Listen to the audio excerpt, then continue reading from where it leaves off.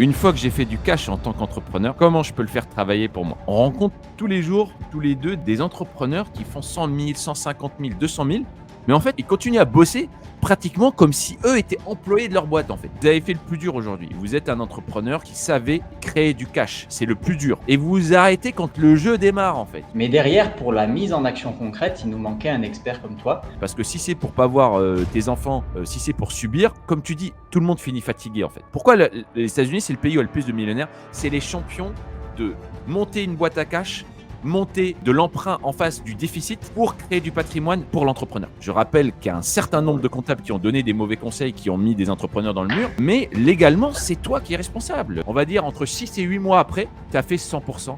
200% de plus. Yes. Et là, en fait, je peux t'assurer que les 4-5 000 pour lesquels tu te bats tous les matins et que tu en as marre, tu les fais en fait en passif. Ce qui compte le plus pour un entrepreneur, c'est le savoir et la vision. Ouais, exactement. Salut Manu. Salut Samir.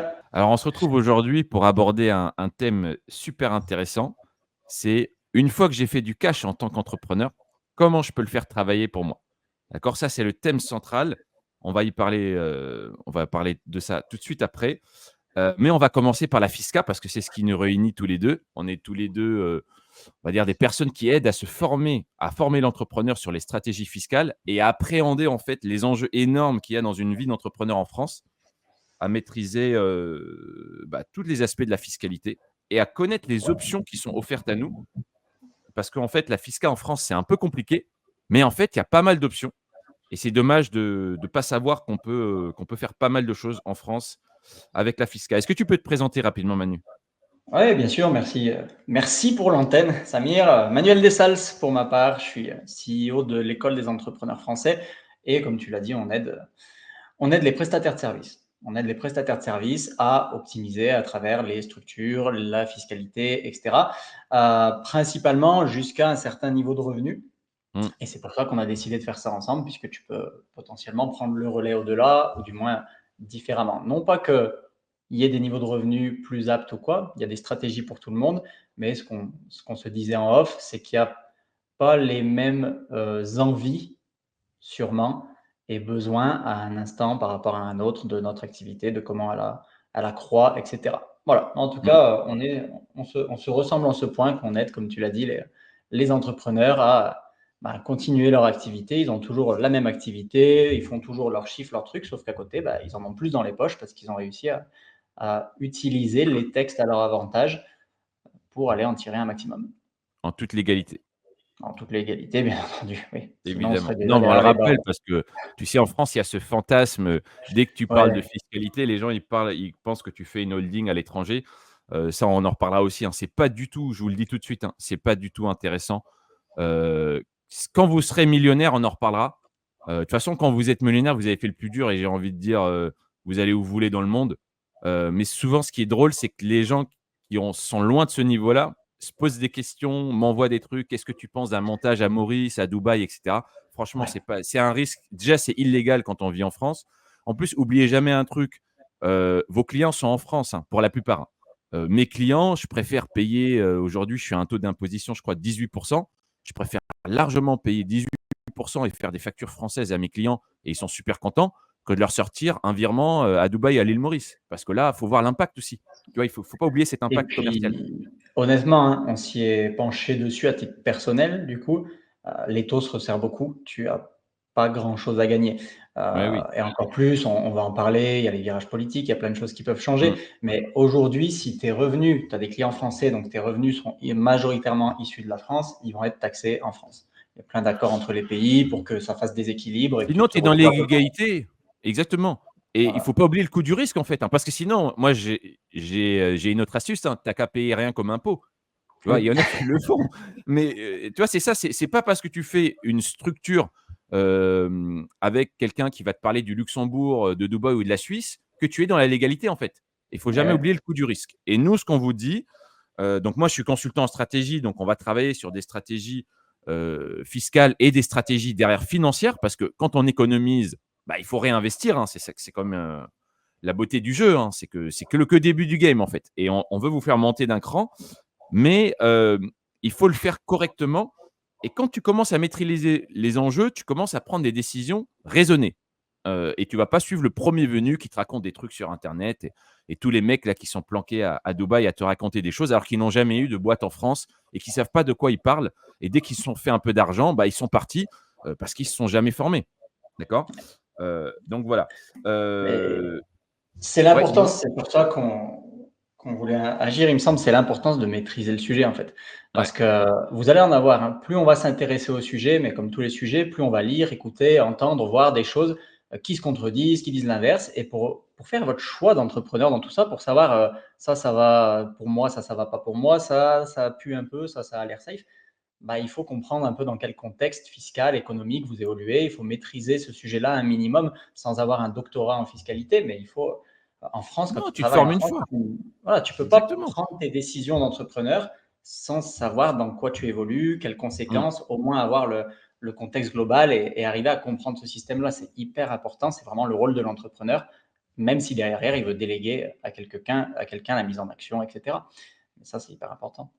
Mmh. Ouais, ouais, je te rejoins tout à fait parce que moi, j'ai eu l'exemple d'un client qui a eu un contrôle fiscal et il me disait: «Oui, je m'inquiète pas, il y a le comptable». Et en fait, le comptable lui a dit: «Tiens Coco, voilà tes comptes, je te laisse gérer». Parce qu'en fait, il y a plus personne, hein, quand il y a un souci. Donc, heu, évidemment, nous, on travaille tous avec des experts, d'accord? L'idée, c'est d'avoir les bons experts et on a cet écosystème-là, on va en reparler. Mais aujourd'hui, l'entrepreneur en France, il doit être un minimum stratège et il doit comprendre la fiscale. La fiscale, ça va te suivre toute ta vie.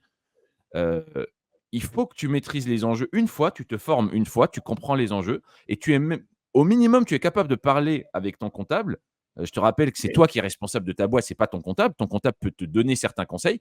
Je rappelle qu'il y a un certain nombre de comptables qui ont donné des mauvais conseils, qui ont mis des entrepreneurs dans le mur. Malheureusement, ça arrive, beaucoup plus qu'on ne le croit. Mais légalement, c'est toi qui es responsable. Même tu as un mauvais conseil, tu as un mauvais conseil, voilà, mais c'est toi qui es responsable. Donc ce qu'on propose nous, c'est de se dire: «Prenez ce sujet à bras le corps, il est pas si glissant que ça. Formez-vous une fois et toute votre vie, vous saurez au C'est moins ça. apprécier les enjeux» et pour finir là-dessus, on disait ça en off, on rigolait et on finit pas comme les gens qui se disent: «Tiens, le Front populaire ou je sais pas qui demain va gagner, donc ils augmentent un peu la fisca». Tu vois, par exemple, les auto-entrepreneurs, là, le taux, il va passer dans 1 an et demi à 26. Il y a plein de gens qui me disent: «Ça y est, moi, j'arrête tout» et moi, je trouve ça dommage parce que comment veux-tu te développer quand tous les matins, tu vas ouvrir le journal et je te spoil, hein, je pense pas qu'il y aura dans les années à venir, il y aura pas beaucoup de bonnes nouvelles. Tu vois? Non. C'est on j'ai pas l'impression qu'on prend ce sens-là. Donc imagine le mindset que tu as. Tous les matins, tu vois ton truc, on va te parler de fisca, de machin. Toi, tu sais pas de quoi on parle et tu es là, tu dis: «Ah, tu sais quoi? J'ai juste envie de me barrer, j'ai envie de tout arrêter» et je comprends, hein, parce que moi, avant de me former, avant de maîtriser, c'était comme ça. C'est tu lis le truc, tu sais, tu te dis: «Allez, c'est bon, aujourd'hui, j'ai 3 calls à passer». J'ai plus la niaque, en fait, j'ai plus envie.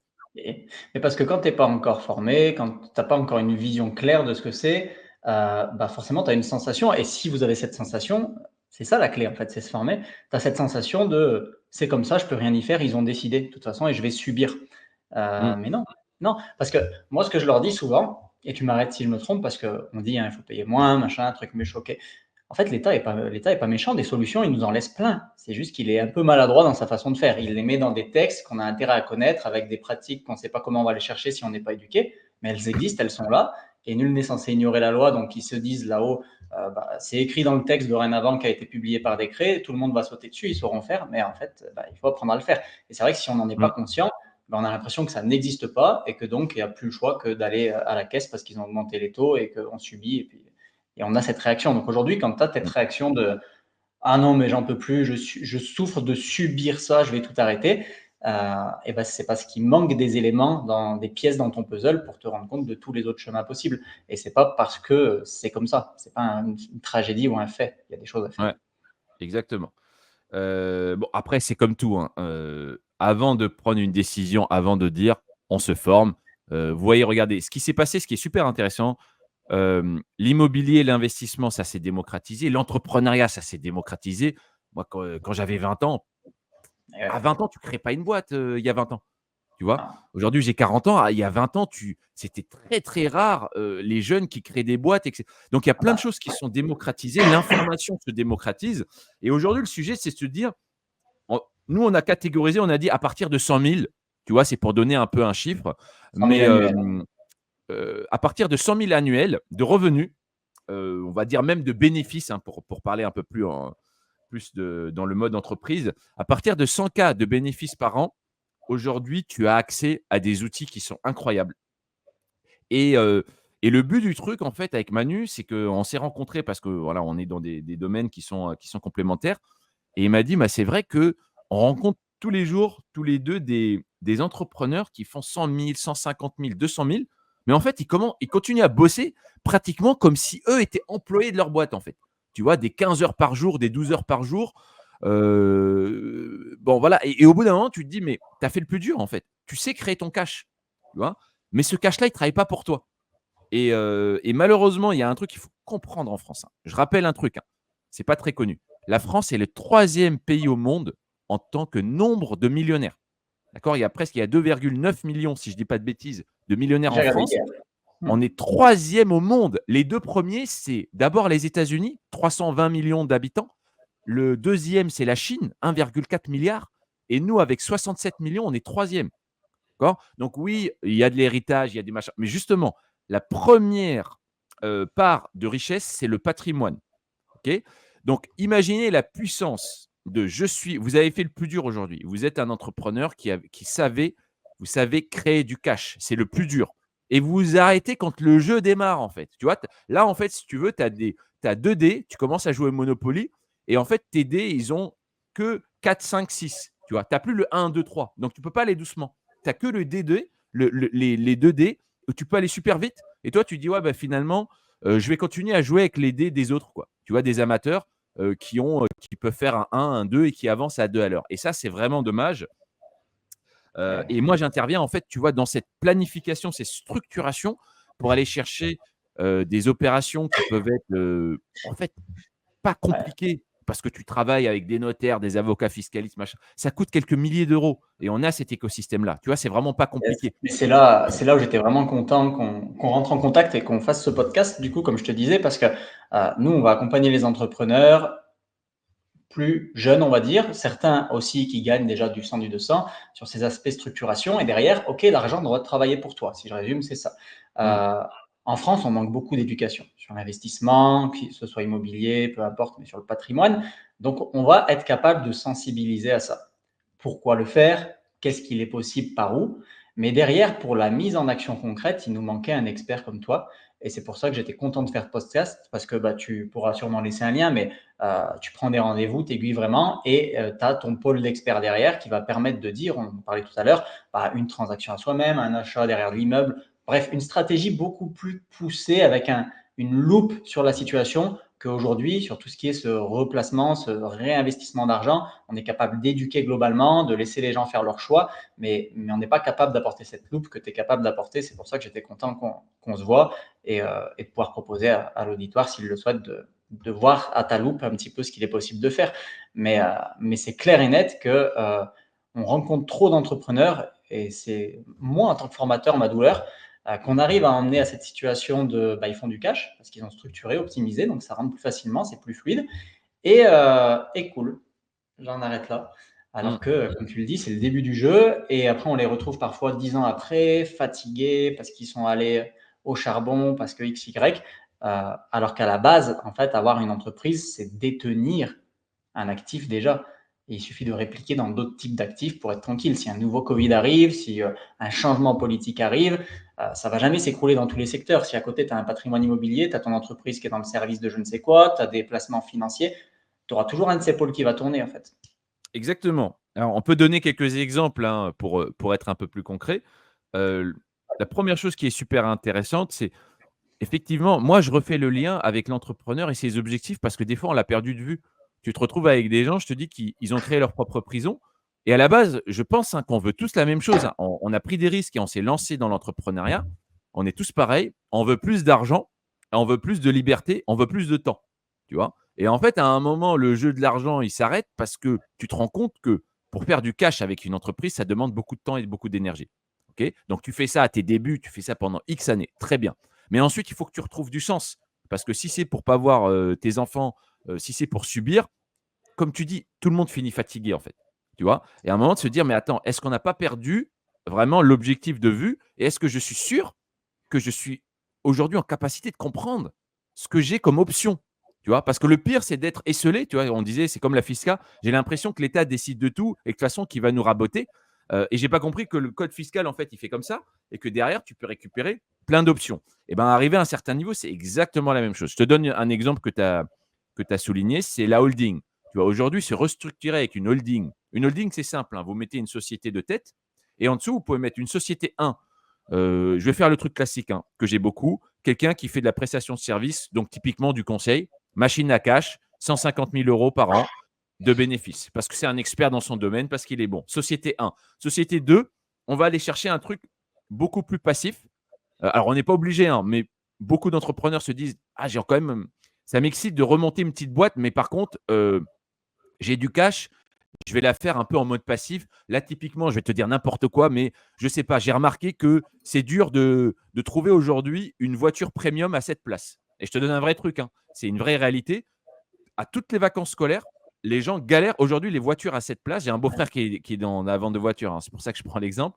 Mais c'est dur d'acheter et c'est super dur de louer un véhicule premium qui tient la route à cette place parce que soit tu vas en vacances avec tu vois, les neveux, les nièces, soit tu as une grande famille, soit machin, tu vois, soit tu as beaucoup de bagages, c'est super dur. Et là, tu te dis, allez, moi, avec le cash, je vais t'acheter deux 4x4, tu vois, premium cette place et je vais te les mettre à louer sur certains sites. J'automatise le truc, ça va me faire 40-50 000 euros à l'année, tu vois, juste pour le kiff d'avoir une autre source de revenus qui n'a rien à voir dans mon domaine et qui est plutôt passive. Et le troisième truc, évidemment, là, on n'a rien inventé, tu ne peux pas passer à côté de l'immobilier. Si tous les riches dans le monde, ils ont de l'immobilier, à un moment, il faut quand même se dire que c'est voilà, c'est presque un must, en fait, tu vois. Donc, tu vas mettre en dessous société 1, société 2 et ta SCI, donc société civile immobilière, pour investir. Tu vas te prendre 2-3 immeubles de rapport. Et là, en fait, dans l'année, tu sais ce que tu viens de faire? Tu viens de rajouter 100 K, pratiquement passif. Et en plus, avec l'immobilier, ça va faire travailler ton patrimoine. Ça veut dire que tu fais du cash flow, plus tous les mois, tes locataires remboursent en fait ton emprunt. Parce que évidemment, on va chercher le levier. Et tu te retrouves dans 4, 5, 6 ans avec, si tu as 3 immeubles, bah, facilement 800 000, 1 million, 1,5 million de patrimoine. Et j'ai envie de te dire, même si on te massacre, et en plus, dans une SCI, il y a moyen d'optimiser, mais imaginons, tu sors 1 million et même on te prend 30%. Mais tu as 700 000 en fait. Je pense que tu as fait le plus dur. Si tu veux prendre tes 700 000, tu as payé tes impôts, barre-toi, va vivre à Miami, tu vois, continue à automatiser. En fait, tu as toutes les options sur la table. Tu vois, et c'est ça que je ne comprends pas. Les gens veulent partir de France ou disent, il n'y a pas de problème. Mais je vous assure que moi, l'ayant fait, tu vas aller à l'étranger, tu veux tout recommencer. C'est dommage en fait. Donc, Les gens pars connaissent avec un beaucoup qui en patrimoine, reviennent. pars Beaucoup, avec des beaucoup. revenus. Il y en a plein qui reviennent. Laisse tourner ton patrimoine, va à l'étranger, crée une nouvelle boîte, fais ton expérience pendant 1 ou 2 ans, tu peux revenir et tu as quelque chose qui va continuer à tourner. Tu vois? Et ça, Tu vois, ça c'est vraiment la vision un peu que j'ai envie de dire de businessman en fait. Tu vois, c'est celui qui planifie. Il n'est pas dans le bruit, il n'est pas dans les titres des journaux. Tu vois? Il passe à côté de ça. Et en fait, ce qui est injuste, c'est que les riches, bah, ils ont toujours les meilleurs experts, donc ils prennent les meilleures décisions. Tu vois, l'injustice, elle est là, en fait. Sinon, je t'assure qu'aujourd'hui, tu te réveilles, Manu, tu as le droit d'avoir les mêmes lois fiscales et les mêmes dispositifs que Bernard Arnault. Il n'a bah aucun oui. droit de plus que toi. Non, Évidemment, il a mais d'autres moyens. tu prêches un convaincu. Ben Mais oui, après, je vais en venir à autre chose. On voit souvent, il y a les riches, ils sont riches, il y a les pauvres, ils sont pauvres, et c'est un fait. Il en existe beaucoup qui se sont créés, et ils sont créés tous les jours, des gens de plus en bien plus sûr. riches. Donc au final, si tu regardes quelqu'un qui est riche, ah bah oui, mais il a le bon entourage, ah bah oui, mais il a si, mais oui, mais est-ce qu'il a ça parce qu'il est riche ou est-ce que c'est parce qu'il est allé chercher ça qu'il est devenu riche, tu vois?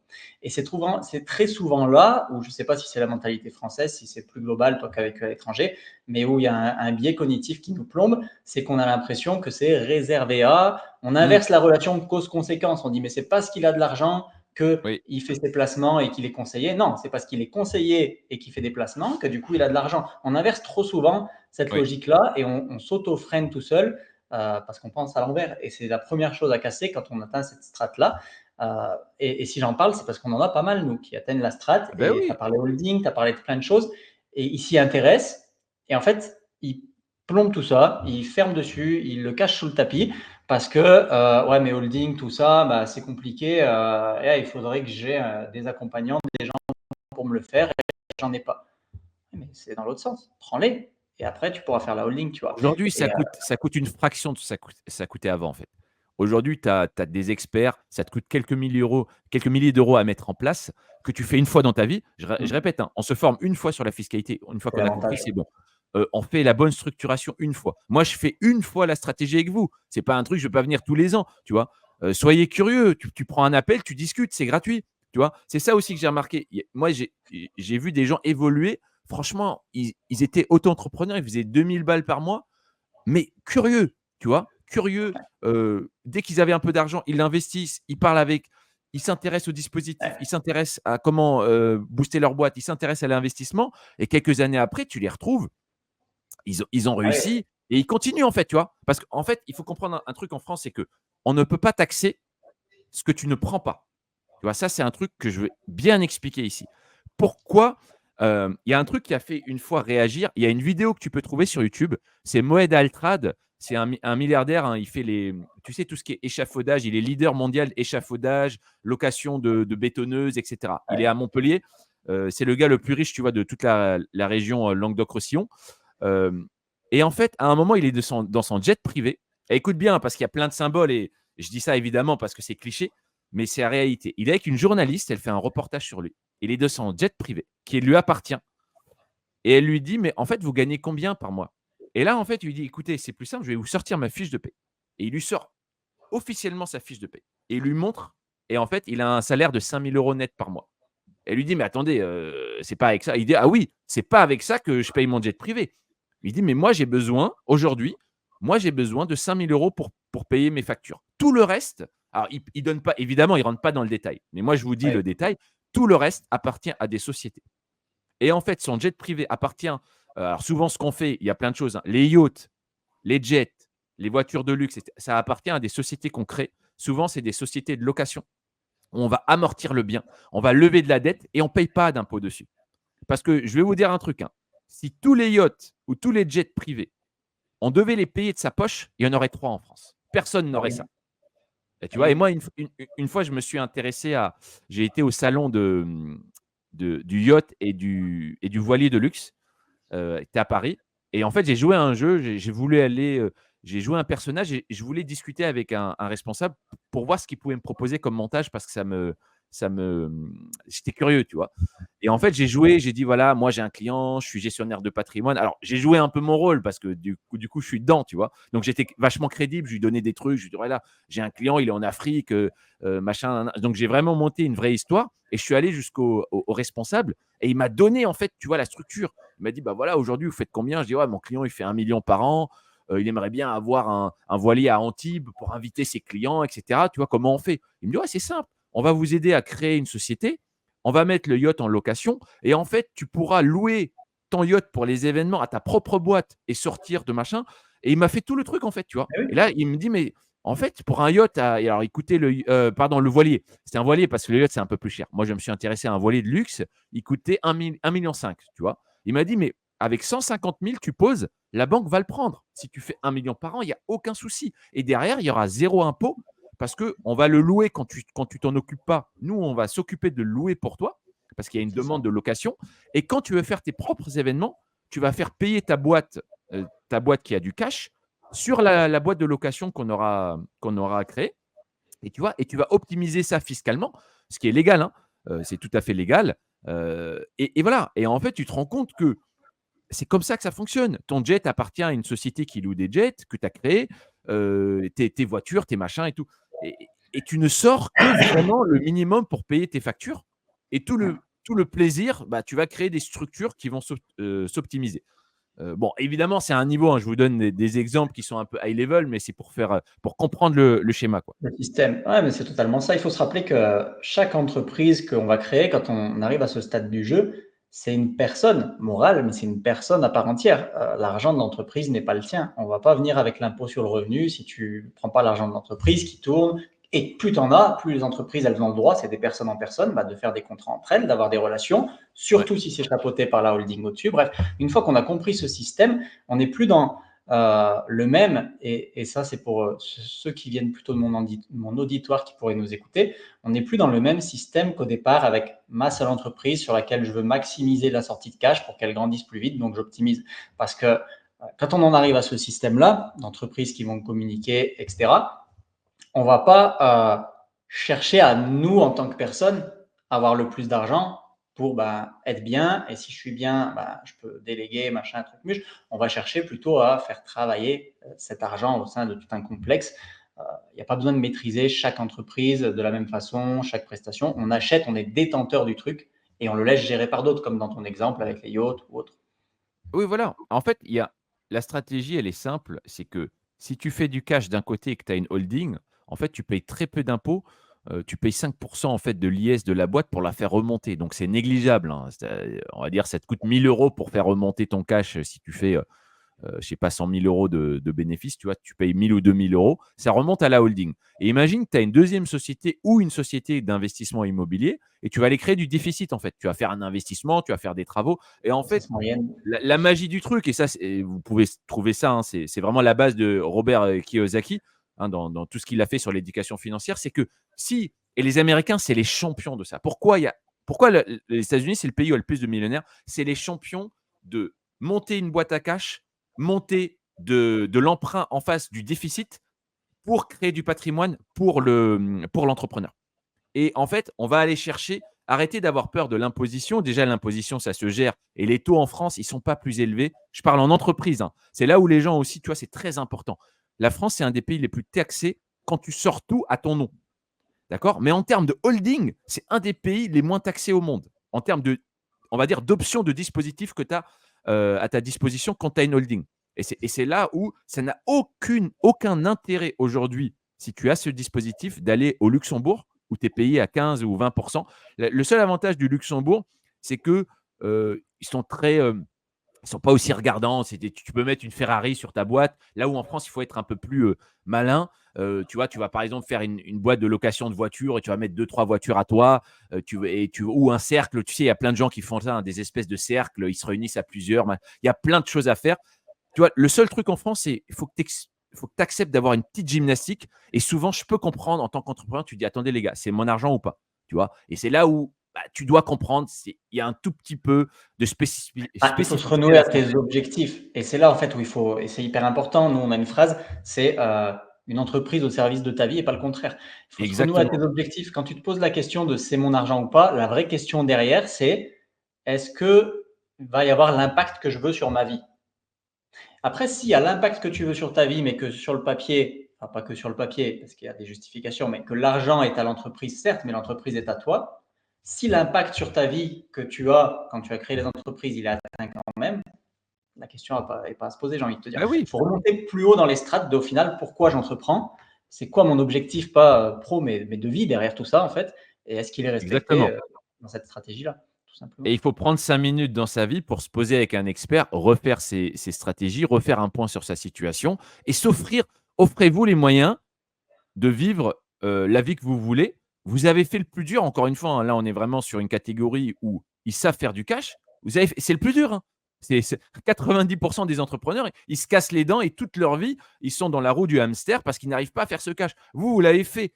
Donc maintenant, faites l'effort supplémentaire. On est à quelques milliers d'euros d'atteindre vraiment un palier où le temps va jouer en ta faveur, en fait. Et là, c'est un autre game. Moi, j'ai des clients, en fait, quelques années après la mise en place de la stratégie et du dispositif, en fait, l'entreprise maintenant, elle est devenue anecdotique. Parce qu'ils font beaucoup Ouais. plus d'argent avec l'IMO, le patrimoine, tu vois? Et c'est ça. Et franchement, ils travaillent pour le plaisir. Il y en a, ils ont automatisé. Il y en a, ils sont partis en voyage. Il y en a, alors je vais donner deux, trois trucs pour finir, parce qu'on essaie de le faire vraiment dynamique pour que ça soit pas trop long. Et on vous invite à venir gratuitement parler avec Yes. nous et parler avec moi. On va mettre un lien, hein, Avec plaisir, ouais, vous venez, là où je voulais booker en en venir, fait un call qui est c'est gratuit, hein, tout simplement. c'est ce que On en j'allais dire. De discute, toute hein. façon, aujourd'hui, vous avez commencé à faire du cash, votre entreprise, elle fait des centaines de mille en chiffre, vous en tirez du 100 000 de bénéfices, etc.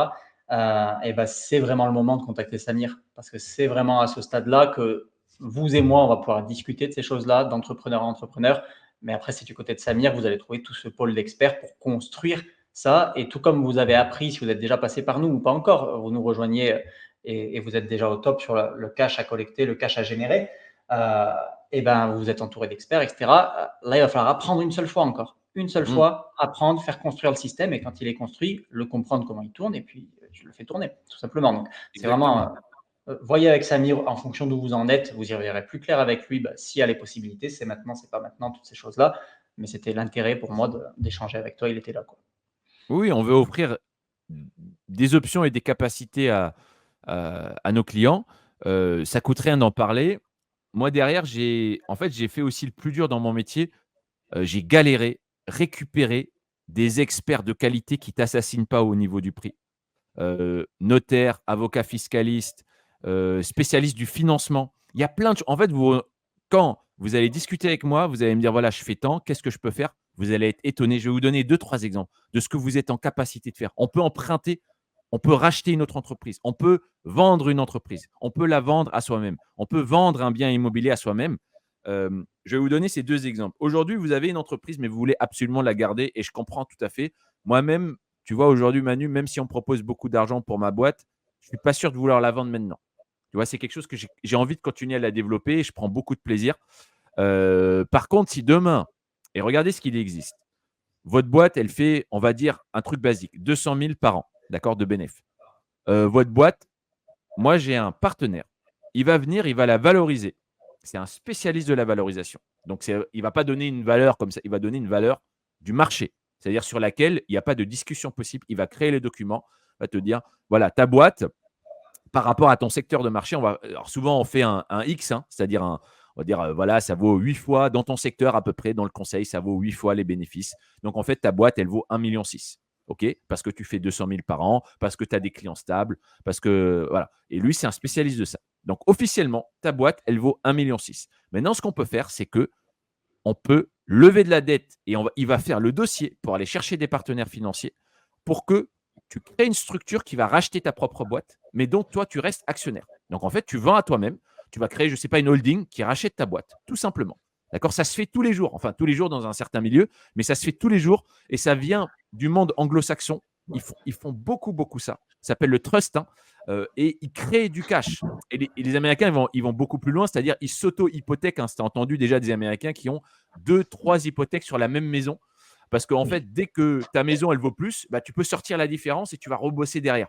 Et c'est pour ça qu'ils s'enrichissent, hein. Ils ne sont pas plus malins que nous, hein, je vous assure, hein. Ils ne sont pas plus malins que nous. Et derrière, imagine, tu vends cette boîte à 1,6 million à toi-même. Évidemment, tu vas avoir, je ne sais pas, une mensualité, tu vas avoir 8 000 euros par mois à rembourser. OK, mais tu as 1,6 million cash maintenant.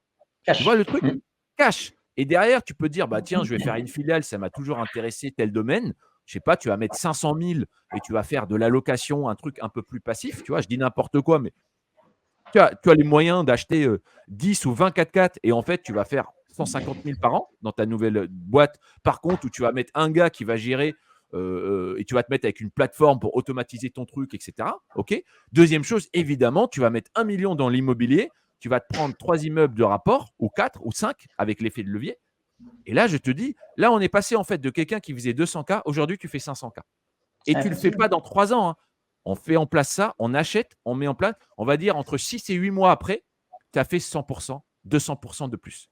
Tu vois, c'est ça la force du truc. Ça se fait sur Ah, une boîte et tu as toujours ta boîte, hein.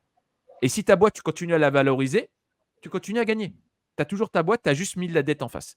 Deuxième chose, énormément de personnes. Moi, j'habite dans la région parisienne. C'est un délire. Tu prends le métro le matin. Je ne sais pas comment tu peux imaginer. Tu vas croiser des milliers de personnes, tu vois, tous les matins dans le métro, en train de se battre. Alors, des cadres sup qui ont bien réussi, qui ont eu peut-être un peu d'héritage, etc. Mais c'est des gens, ils vont se battre pour gagner 4, 5, 6 000 euros par mois net. Gagner plus, il faut tuer quelqu'un en France, hein. Donc, déjà, tu as un niveau de pression, tu fais 45 heures par semaine, etc. Tu as chaud, tu prends le métro tous les jours.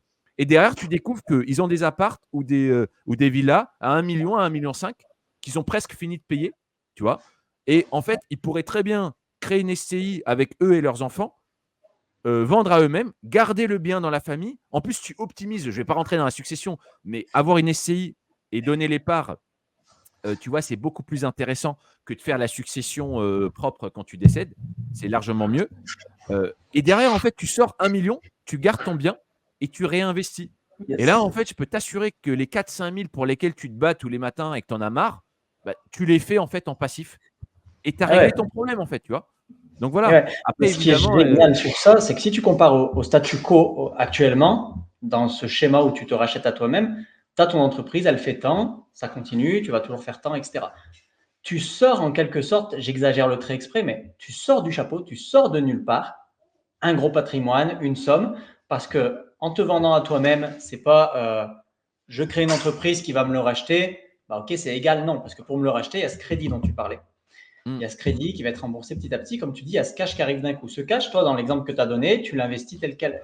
Mais ce cash, si ta banque est OK, il faut plein de trucs, que le projet est beau. Si tu l'investis dans de l'immobilier ou sur le papier, tu arrives à montrer par A plus B que tu es gagnant, bah, ce n'est pas 1 million que tu investis. 1 million, c'est l'apport que tu mets.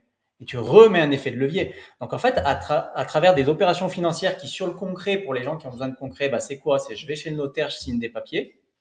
Et ben, en quelques semaines, j'ai créé un système qui me rapporte des centaines de mille supplémentaires, là, tout de suite. En exactement. quelques semaines. Et là où c'est beau, c'est que on met en place le projet pour toi. Alors évidemment, là, c'est que du sur-mesure, hein. Je ne vais pas venir avec un modèle, l'autre, il a fait ça, il faut faire pareil. Surtout pas. La Fisca et encore plus les stratégies financières, c'est pas le voisin, c'est vous. Et il faut Ah oui. poser vos objectifs, il faut poser vos patrimoines, vous avez tous un contexte particulier. C'est pour ça qu'il faut en parler, d'accord? Premièrement. Deuxièmement, ce qui est beau, c'est que on va te présenter le notaire, on va te présenter celui qui va te chercher le financement. En fait, on a toute l'équipe. C'est-à-dire que toi, tu dois juste expliquer ce que tu veux et nous, on va prendre ton dossier et on va tu vois, on va le travailler pour toi et on va mettre en face toutes les actions et toi derrière, bah, comme tu as dit, en quelques semaines, tu as changé de ligue en fait, tu vois? Et il faut juste que tu acceptes ça. Ouais, Le plus dur, hein, tu sais, il y avait un film là avec Coach Carter, à un moment, c'est ce qui fait peur, c'est la peur de se dire: «C'est possible, en fait». Tu vois? C'est tellement incroyable pour certaines personnes où on leur a mis en tête, hein, et c'est un peu tu sais, les drames des années 80-90. Nous, on a été formés dans ces écoles-là où, tu vois, la vie, ça doit être dur. Tu dois travailler pendant ah oui. 45 ans, tu vois? Et il y a des gens aujourd'hui, je te dis, ils ont un patrimoine de 1 000 000, 1,5 million, tu vois, des trucs de fou. Et souvent aussi, ils ont eu même un peu de chance parce que peut-être une génération avant, peut-être un peu de, tu vois? Mais c'est le moment d'en profiter. Tu es pas obligé de faire subir ça, entre guillemets, à tes enfants. Tu peux aller en voyage avec eux, tu peux leur offrir autre chose pour qu'ils aient accès, tu vois? Et tu as bossé assez, je pense aussi, tu vois? Il y a une notion et je vais terminer là-dessus. Il y a une notion, est-ce que tu penses que tu as le droit aujourd'hui? Est-ce que tu as bossé assez dur dans ta vie pour te donner le droit? Tu vois? C'est un peu ça la question. Et tu as des gens qui sont leurs propres geôliers. Ils se disent: «Non, j'ai pas le droit». Si Et tu veux, ouais. mais c'est dommage. Mais arrêtez d'écouter les infos, pour commencer. Ouais, Ne serait-ce que le problème de la retraite, le fait de parler du problème de la retraite, bah, tu poses en postulat que bah, il faut travailler jusqu'à la retraite pour la mériter. Tu vois et, et exactement. déjà, et déjà, tu peux pas conclure à la question de Samir en me disant bah oui, j'ai le droit, oui, j'ai assez travaillé, entre guillemets, hein, je plaque pas tout, mais en gros, j'ai assez travaillé pour diminuer mes efforts, pour me raconter. Et ce qui est vrai que bah, la vie, c'est maintenant que ça se passe, et c'est maintenant que j'ai le droit d'en profiter. Et pour ça, je dois mettre en place des systèmes, etc. etc. Mais tu ne peux pas penser Bah, oui. ça si tu restes dans le prisme. Ce n'est pas les méchants médias ou quoi, mais c'est un statu quo qui est mis en place. Si tu restes dedans de bah, c'est comme ça, je dois travailler pour générer ma retraite. Il faut sortir de cette pensée-là. Bah, de toute façon, le mot de la fin, c'est que de toute manière, ce système, il va s'arrêter, hein. Mathématiquement, c'est pas possible. Il Ouais, vaut mieux quand même se dire: «Aujourd'hui, je prépare ça, je prépare, ma re» c'est même pas une question de retraite, en fait, tu vois? C'est est-ce que je peux aujourd'hui me ouverture, donner les moyens de gérer un peu plus ma vie, de devenir le capitaine de ma vie? c'est ça. Parce que je suis quelqu'un qui va pas attendre. Je veux pas que les gens ils fassent pour moi.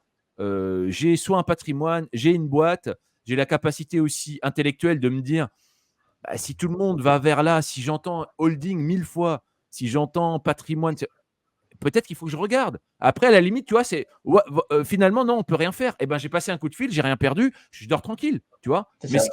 ce qui peut être, tu vois, par exemple sur la Fisca, je finis vraiment là-dessus, parce que, de toute façon, on pourrait même voir, hein, si on pourrait faire plusieurs podcasts, c'est tellement intéressant. Parce que là, si tu veux, on a évoqué des sujets, on peut creuser encore, tu vois? Il y a 1000 Bah choses à oui. dire. C'est super intéressant. Mais tu sais, moi, la première fois que j'ai fait la Fisca, c'est le comptable qui me dit: Ah, tu sais, peut-être qu'on n'a pas choisi la bonne option. Alors déjà, moi, je découvre, je fais: «Ah bon, il y a des options». Parce que moi, j'ai créé une boîte classique, j'avais une opportunité. Tu vois, j'étais à cette époque-là, j'étais consultant, en finance, dans une boîte, j'ai une opportunité. On me dit: «Ouais, tu vas toucher X, donc fois 3 ton salaire si tu viens freelance». Bon, tu vois, j'y vais quoi. Je me dis: «Bah, écoute, ça a l'air pas mal» et je crée une boîte, classique, tu vois, machin et à un moment, il dit: «Ah tiens, tu fais pas mal de cash, hein, cette année».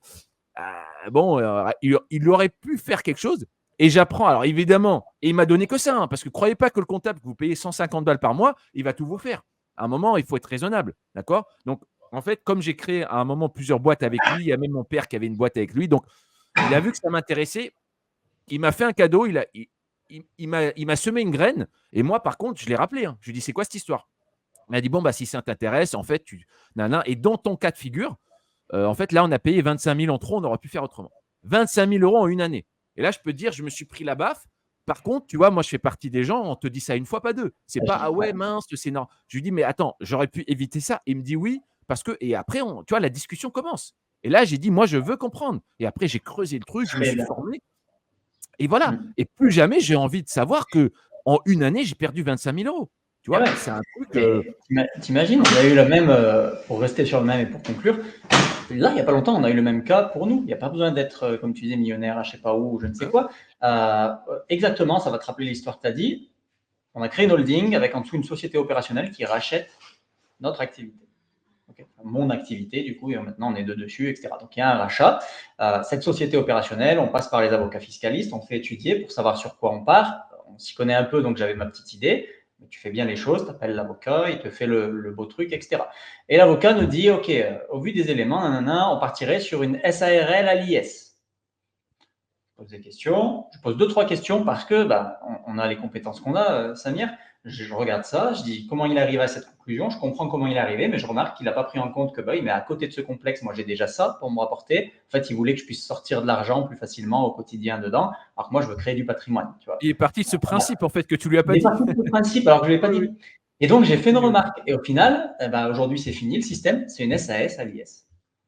Et si tu n'as pas ce regard, parce Ben que tu oui. es conscient de ça, et Mais ben, si tu es pas et c'est formé, pas tu peux même pas lui poser tu cette n'es pas question. méchant, mais voilà, mais tu C'est as ça. agi suite à un conseil qui, bah, finalement, au regard de tous les éléments, était peut-être pas le bon à te donner à ce moment-là. Et Mmh. c'est pour ça que c'est important de maîtriser ce sujet. Donc, je vous invite Bah moi oui. vraiment à aller voir Samir pour avoir une loupe un petit peu sur votre situation. Si aujourd'hui vous en êtes à ce stade, vous avez bossé, vous savez générer du cash, vous savez en générer et vous savez en garder le maximum parce qu'il se génère dans une structure unique aujourd'hui optimisée. Maintenant, vous voulez propulser ça. Bah, vraiment, faites-moi cet audit avec Samir, vous allez voir un petit peu ce qui est ou ce qui n'est pas possible. Et au moins, vous en sortez avec ce qui compte le plus pour un entrepreneur, c'est le savoir et la vision. Ouais, exactement. Bah, écoute, tu as tout dit, on va s'arrêter là-dessus. Vous pouvez nous contacter, on va mettre un lien en dessous, vous pouvez contacter Manu. On fait Yes. des audits qui sont gratuits, on en discute et au moins on est fixé. Et voilà, on vous dit à bientôt. Merci Manu. Merci à Ciao tout toi. le monde. Merci beaucoup, Samir. À bientôt. À bientôt.